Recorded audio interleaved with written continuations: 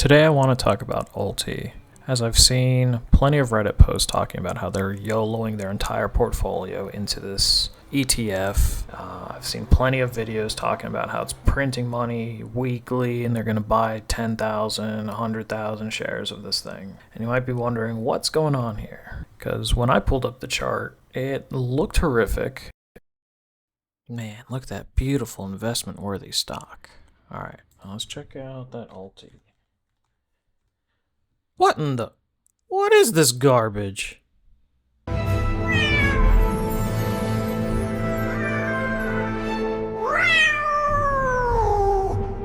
We begin, remember, this is not financial advice. Also, I'll disclose that I have no shares of ULTY and I don't plan on ever buying any. The first point I want to target is how expensive this 1.3% expense ratio actually is. We'll do some rough math here, and let's assume they're managing $3 billion in assets just to make the math work out a little bit easier. Well, 1.3% of that annually comes out to about $39 million.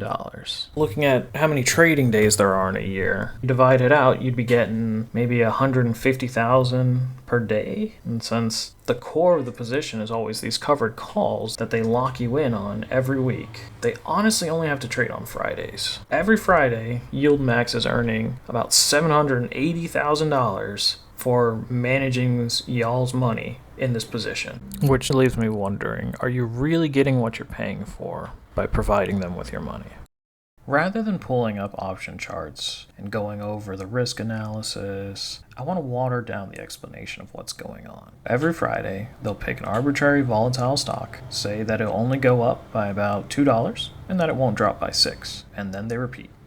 That's it. A very simple 4-step checklist that even a teenager could follow. And then every Friday, these fund managers go to the casino, they place these 20 to 25 bets using your hard-earned money. They get paid from the casino for having placed these bets. They take their little proxy better fee and then give you the cut of what remains afterwards, which they then insist that you need to give right back to them next week. That way they can place more bets. Next, I want to go over two of the examples of the bets this week. The first being AFRM. So here we have the chart. If the price lands somewhere between $89 and $91, the ticket is a winner. And you can go up to the casino counter and collect your winning. If the price lands on 88, you have to give back the casino that premium they paid you to place that bet. And if the little bouncing ball lands between 88 and 84, now you owe the casino some money, which they're going to pull right out of the NAV.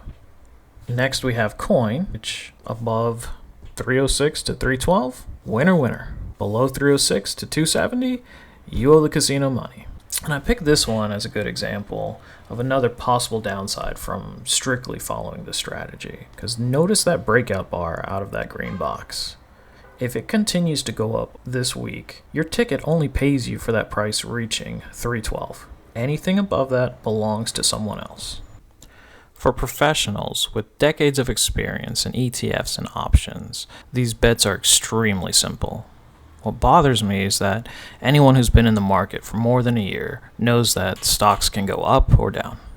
Yet YieldMax tossed investor money into the most volatile stocks they could find without planning for any downside. They deserve to get punished during the tariff sell-off. Once investors started leaving, suddenly the story changed. They slapped on a new label on this junk product, rebranded it with weekly payouts, added defensive puts. But here's the kicker. When you now add in these defensive puts on an already volatile underlying, well then you're also paying an additional expensive premium because the underlying is so volatile. So the additional premium you receive from selling these calls is then canceled out from how expensive these defensive puts are also costing you. This fund is not adaptable. It's a treadmill with the same bets week after week, regardless of market conditions, and you're paying them 1.3% a year for this privilege of them actively managing your funds. I've seen some confusion in the comments on other videos, and I want to clear up some of that. First, buying or selling a share of ULTY doesn't move the price. The fund just creates or redeems shares to match demand. Second, the famous buy the dip only makes sense if you're investing in a stock that's in an overall uptrend.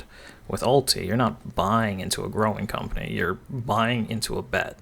And you're praying this teenager who's following his 4-step checklist is picking his strikes so perfectly that you're getting a 70% hit rate. Otherwise, the losers on this betting ticket are just going to eat away at your NAV. I want to wrap this all up and say this isn't a scam. YieldMax is doing exactly what they advertise. In my opinion, though, it's just junk product. For most investors, it feels like running on a treadmill. You hover around break even, never really making gains. Meanwhile, YieldMax is happily collecting their $800,000 payday every Friday for about an hour of work, and they spend the rest of the week just waiting for these giant orders to fill. If you really love this one-size-fits-all strategy, you could follow their positions yourself on Friday, place the trades yourself, and keep that 1.3% fee. That way, you only take the bets you actually believe in. If you know how to track open interest on options in any way, you can actually find their positions without even needing to go to their website. You just look for the largest number. So what do you think about ULTY? Let me know in the comments if you agree or disagree with my take.